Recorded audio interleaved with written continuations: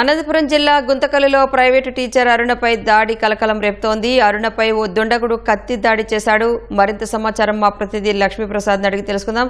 లక్ష్మీప్రసాద్, టీచర్పై దాడికి కారణాలేంటి? రాణి, అనంతపురం జిల్లా గుంతకల్లులో ఓ ప్రైవేట్ స్కూల్లో పనిచేసే సైన్స్ ఉపాధ్యాయునిగా పనిచేసే అరుణ అనే టీచర్ పై కత్తితో దాడి చేశారు. అయితే టీచరు స్కూల్లో నుంచి బయటకు వస్తుండగా ఈ సంఘటన స్కూల్ బయట జరిగింది, గుంతకల్లు టౌన్ లోనే. వెంటనే అక్కడ స్థానికులు అప్రమత్తమై పరిగెత్తుకుంటూ రావడంతో దాడి చేసిన వ్యక్తి అక్కడి నుంచి పరారయ్యాడు. ఆమెను గాయపడ్డ టీచర్ ను వెంటనే స్థానిక ప్రభుత్వ ఆసుపత్రికి తరలించారు. మెడ మీద తీవ్ర గాయమైంది. కత్తితో పొడచడం జరిగింది ఈ దుండగుడు. అయితే ఈ టీచర్ అరుణ భర్త రైల్వేలో ఉద్యోగిగా పనిచేస్తున్నారు. వీళ్ళు గుంతకల్లు రైల్వే క్వార్టర్స్ లో ఉంటారు. గతంలో ఈ అరుణ ఈ కుటుంబము ఒక నాటు వైద్యుని దగ్గరికి వెళ్లారని, మొలలు అనే ఒక మొలలు జబ్బు కోసము వైద్యం తీసుకోవడానికి నాటు వైద్యుని దగ్గరికి వెళితే నాటు వైద్యుడు కొంచెం దురుసుగా ప్రవర్తించాడని అతని మీద ఫిర్యాదు చేయడం జరిగిందట.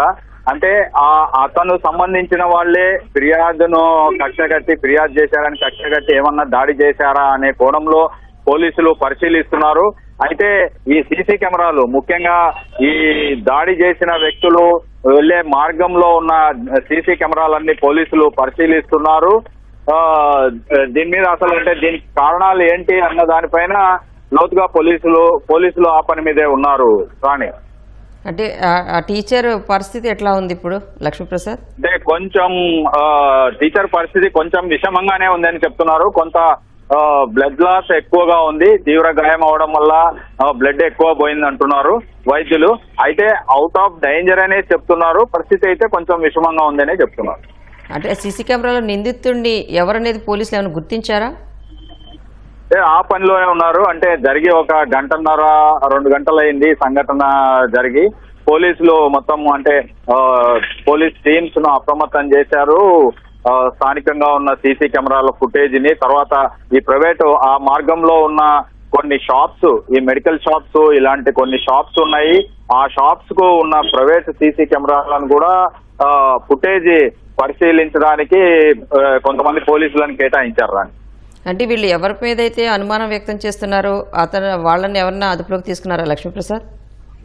అంటే ఇంకా నిర్ధారణ, అంటే ప్రాథమికంగానైనా కనీసం నిర్ధారణ కాకుండా ఇంకా ఆ ప్రయత్నం అయితే జరగలేదు.